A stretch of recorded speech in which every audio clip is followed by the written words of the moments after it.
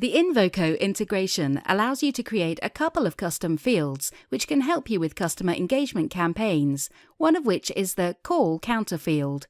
An example of this could be a service management campaign. Let's say we want to create a campaign that will alert us automatically whenever a customer has been calling our support line more than usual, as this might indicate that they are having problems with our service that the support team have been struggling to resolve. In this scenario, we might want to trigger a task for a service or account manager to proactively reach out to the client to see if everything is okay, if they need to escalate the issue, or if they need to give the customer some extra TLC. In our example, we're going to assume that more than 5 calls to our support line in a 30-day period is higher than usual and might indicate a problem. The first thing we need to do is to specify the Infusionsoft custom field to be used and for which number we're going to apply the field to. In this example, we want to measure activity only on our customer support number. So we're going to add the custom field Support Call Counter to this number specifically in the number settings, and we're going to add a Support Call tag for connected calls.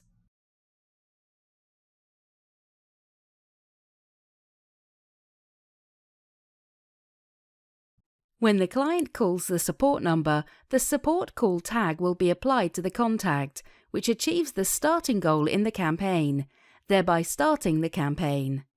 If a tag already exists for a contact, it can't be applied again. So if you need this process to be repeatable, which in this case we do, the first thing we want the campaign to do is to remove this tag so it can be reapplied again in the future.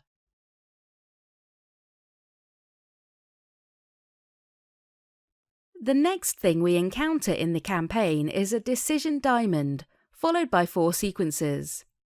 Where the contact progresses to in the campaign is dependent upon the value of the support call counter, which, if this is the first time the customer has called the support line, will be 1.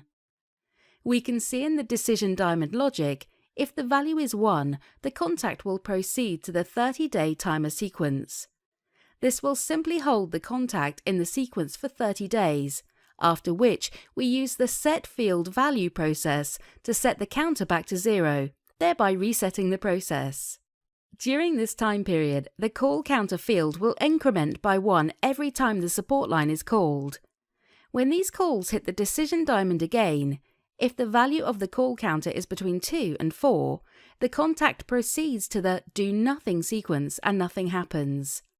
However, once the call counter reaches 5, the contact then proceeds to the service management tasks sequence, which triggers the service manager to make contact with the customer.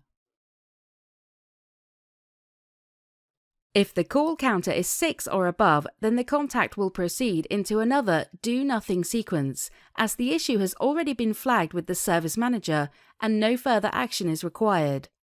And remember, at the end of 30 days, the call counter will return to 0 and the process starts again.